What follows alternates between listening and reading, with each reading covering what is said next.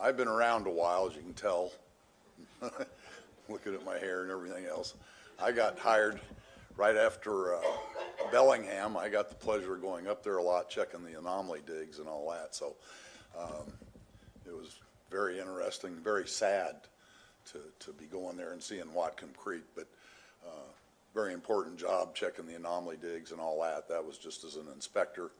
And then I became a state liaison in the Western region until 2009, and now I'm a CATS manager. And the Western region, I can explain to you, we are the one region that has 2 states that do not have state programs. We're the only one, I think, and that's Alaska and Hawaii. So, you know, we all volunteer to go to Hawaii or Alaska to do that work, but, you know, usually it's the Anchorage office that does it. But to explain our offices, we are headquartered in Lakewood, Colorado, a suburb of Denver on the west end. We've got a pretty major office in Ontario, California, and on the map, it's kind of interesting that we're actually, Ontario's a little more south than that. They're trying to show it kind of like San Francisco, so we need to change that on our web or whatever. But Anchorage, Alaska is another fairly major office for us, and I volunteered to be the Hawaii office. They haven't accepted that yet, so we'll keep trying. But at any rate, that pretty well lays out our region. We do have 12 states, and 10 of them have state programs. 2 of them don't have any program. I have the 6 southern states, basically. The California State Fire Marshal does hazardous liquids intrastate within the state. Arizona does everything for us as an interstate agent. Washington State is an interstate agent also, so they do everything. Now, by an interstate agent, basically just they do everything except the enforcement, so we do the enforcement still, so we keep control over that. I'm sure Teresa could tell you more about that. But I was asked, since it's the Western region, to talk about the infamous Aliso Canyon. So that's what I'm going to do. I'm not going to sit there and say what I do or don't do. I sometimes feel like a jack of all trades, and I'd like to be a master of all trades, but we do a very great variety of jobs. I mean, you're changing hats every minute, basically.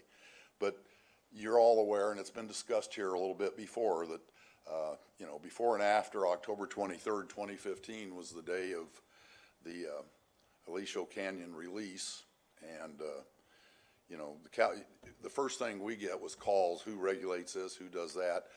The California PUC regulates basically the horizontal stuff, and make it short and simple, the California Department of Conservation, Division of Oil and Gas, DOGGR, that's a heck of a bunch of initials for them, regulate the piping from the wellhead down.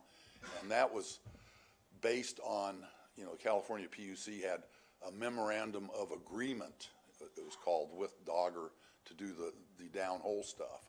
The thing that's interesting, we've got like 400 underground storage wells in the country. About 200 of them are going to be designated interstate, 200 of them will be designated intrastate. So what's that leading to for us? I'm getting kind of off this, but I want you to be aware that we're probably going to be adding a few state programs, because we're going to have to incorporate DOGGR, and not only DOGGR, but Colorado Oil and Gas. Any state that has an intrastate underground storage well that needs to be regulated, you know, then they're going to have to be kind of a separate state program. And if I'm wrong, Mr. Mayberry will correct me, I'm sure. but at any rate, the California PUC rules, that's another part of what we do as CATS, is we deal with the states and the state programs. I know we've got our state programs people that evaluate them and everything, but we do a lot of interaction with them and go speak at their pipeline safety seminars and all that they have for the operators. But the Public Utilities Code is, theirs is General Order 112F, and you know, they have to adopt our regulations minimum standards, so that references parts 191, 192. Now, they supervise and regulate every public utility in the state of California. What makes them unusual is a lot of the other intrastate operators take every intrastate pipeline. In California, that's why we have an Ontario office.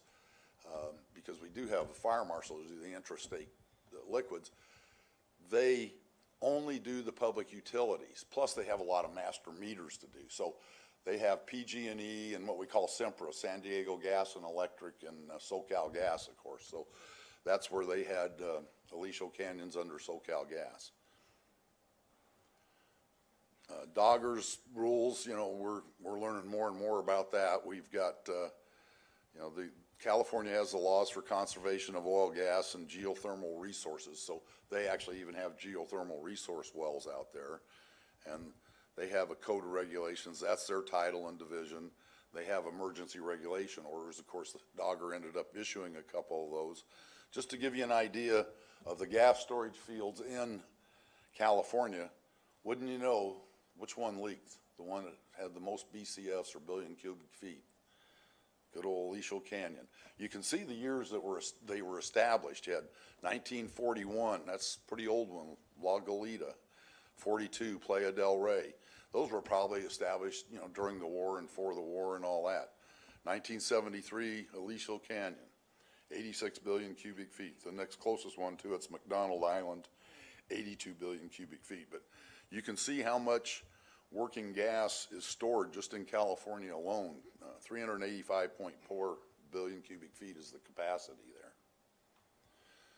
Here's an incident timeline. I'm sure a lot of you are aware of it. It was all in the news and everything else. On October 23rd, so, you know, I apologize for all the, whatever you want to call them, abbreviations, but SoCal Gas discovered a leak near, as you guys heard before, SS-25 well. On October 24th, the first top kill operation was conducted. They had 6 total attempts. They tried everything, golf balls, I mean, everything to stop that thing. And the last attempt was made November 25th, and none of them were effective. So, you know, you have that much natural gas blowing out at that high pressure. On November 16th, hello, on November 16th, 2015, a relief well number 1, which is P39A, was spudded in. And on December 10th, the Dogger supervisor issued an order, you know, that they needed to get this thing plugged, and that's basically what it said. But on February 12th, the SS-25 was finally controlled from the spudded well, which was P39A. So you can see how long it took to drill this basically a relief well to, you know, to put a stop to the leak. So I won't call it a leak. It was a pretty bad deal. But between February 15th and 18th, SS-25 was confirmed sealed, and March 4th, Dogger supervisor issued an order 1109 that, you know, they're basically not going to operate that dang thing. They've got the field shut down. So that's what 1109 was saying. During well kill operations, the Southern Florida Gas used Boots and Coots, and California Dogger was involved coordinating with them. Really, it was Dogger's deal, if you want to put it that way, to supervise this work. Incident command structure was the LA County Fire Department. They were in charge of that. Air monitoring for methane and other constituents, Southern California Gas, everybody. You heard from the lady yesterday from LA County Department of Public Health. We did have to get we used to call them material safety data sheets. The data sheets on them were capped, and the California PUC pulled that out and made sure everybody was aware, got it from SoCal Gas, what the mercaptan was that they were using. But the sad part, we had residence relocation, about 8,000 residents, and the cleaning of affected homes, they had to do that. And they closed 2 elementary schools and relocated students and instructional activities. The projected costs, this is what I always say, you can spend a little now or a lot later. The projected cost of kill operations, recovery, and investigation is in excess of $500 million, probably getting closer to $1 billion. So, you know, anybody who wants to take a safety shortcut and have the devil on the one side and say, I'm going to save some money, all of a sudden something's going to happen to you. You're going to be maybe spending more money. I used to have a favorite saying, you know, it's like the Fram man. You can pay a little now or a lot later, and looks like they're paying a lot later right now. But there are 3 active parallel investigations and reviews, and you can pretty well read who you got. You got the California PUC investigating. You have Dogger investigating. Blade Energy Partners was hired as an independent consultant to do the root cause analysis. And usually a root cause analysis, you can't just pin it down to one thing. It's usually more than one thing. Dogger's doing a safety review also. The California PUC, here's one that's a key item. No later than July 1st of 2017, they're going to open a proceeding to determine the feasibility of minimizing or actually eliminating the use of Aliso Canyon natural gas storage facility. So that's where that stands. Now, the main thing is we always have lessons learned, and there were a bunch of lessons learned in this. You know, of course, this is electric generators and industrial customers were affected or could be affected. They're going to establish in the early stage, you know, they need to establish in the early stage a unified incident command structure. The incident command structure commander to designate access, control, and restrictions, because they had a lot of people, you know, with all the news media and everything else trying to go in and out of there, and they had to keep that pretty well restricted. They need to establish roles and responsibilities and designate contacts. This sounds familiar to our pipeline emergency stuff. Establish effective and efficient communication systems. Establish effective response systems to address public concerns. And establish and coordinate environmental monitoring and affected agencies. So you think that's all the lessons learned? No, we got some more, about 3 pages of them. Establish plan to educate responding agencies about underground gas storage operations, especially before an emergency. And that's why we do our drills with the operators, and we like to, like Angela did, go participate in the drills. It's always a lot better to know who you're responding with and who you're working with before than after. I mean, in Denver, we're pretty intimate with EPA Region 8. In fact, on the valve incident a week or two ago, they've already called, and you know, they're concerned and want us to communicate with them about, you know, we can't tell them where it might overpressure or anything, but they want to make sure the FRPs are in place. So we've been dealing with them on that. There we are, establish interagency coordination, and that's a lot of what we do as CATS too. Urgent need to update rules and regulations to address, and here we are. We know that we've got the underground storage rule trying to come out, going to be based, as I understand, Alan can correct me, is going to be based a lot on API 1170 and 1171. Alan keeps looking back there. He says, don't be referring to me. But he already did 2 talks yesterday. So at any rate, you know, the interim final rule should be out, he told me. I'm not approximately the end of the year. So one of the main things that I did in a prior life was corrosion control for well casings and stuff. And I hope, you know, we don't know what the cause was for this one, but I hope it was not a corrosion leak. So at any rate, the well construction standards, integrated storage well risk management program, advanced monitoring testing program, improved inspection regime and frequency, comprehensive emergency response plans and notifications. It's all similar to what we've been doing. Land use permitting is another big deal that they need to work with. You know, of course, Aliso Canyon was 1973, and Porter Ranch was built after 1973, but it's almost like the pipeline deal, you know. Everybody needs to consider what's where and when and try to work with each other. The last of the lessons learned is it was an urgent need to mandate an implementation of storage well integrity management program. We've got the pipeline integrity management program, have it identical pretty much to that. I mean, a lot of people say, well, we're doing the horizontal stuff right now. Now we're going to start doing the vertical. Well, it's a little different on the vertical.